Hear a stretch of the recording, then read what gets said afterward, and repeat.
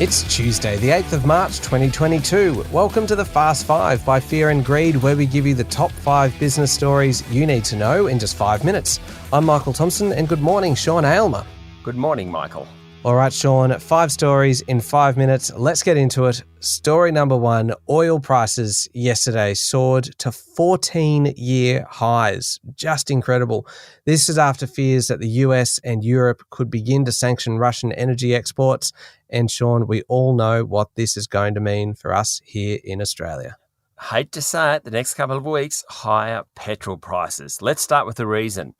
Brent crude touched $139 a barrel yesterday. That's after US Secretary of State Antony Blinken suggested that the US and Europe might place sanctions on Russian oil. Now, Russia is a major oil exporter. If that's cut off, then prices will go up. Now, the Europeans aren't that fussed on it, and so far we haven't had sanctions on that, but that's the background to it. It does mean that petrol prices are going to rise. According to the Australian Institute of Petroleum, the current national average of unleaded petrol is about 184 cents a litre. That's likely to push beyond $2 in the next couple of weeks. Not good. The only real winners in all this are the actual oil and gas companies here in Australia. Woodside was up 9% yesterday. Beach Energy was up 6%. Santos was up 5.5%. On the other side of the ledger, the travel companies got hammered, Qantas particularly. It fell more than 8%. Now think of this, in the last full non-pandemic year, Qantas spent close to $4 billion on fuel.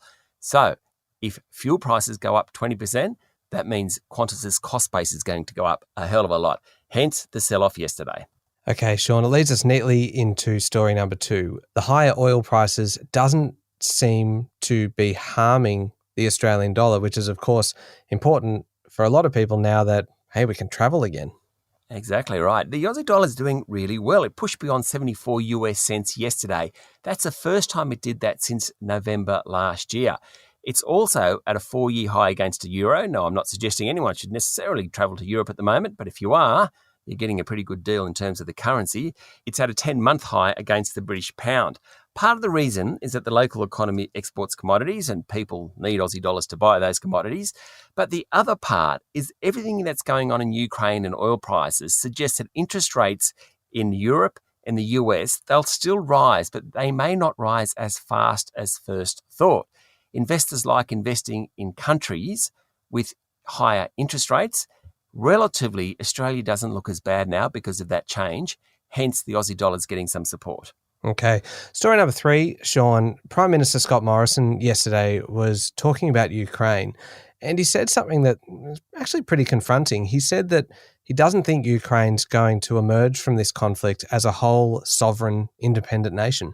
I suppose, Michael, it's the cold, hard facts of it. Russia is a major economy invading a smaller country, and unless NATO and its allies enter the conflict, and they won't, Russia will eventually have greater control over Ukraine.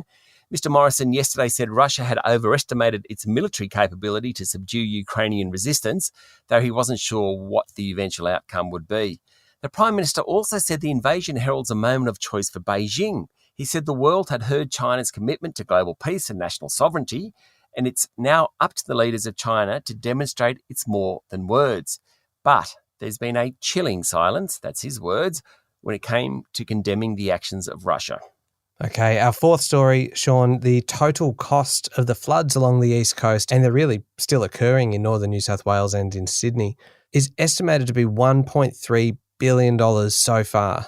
Yes, that's the figure from the Insurance Council of Australia, with the industry having received nearly 87,000 claims.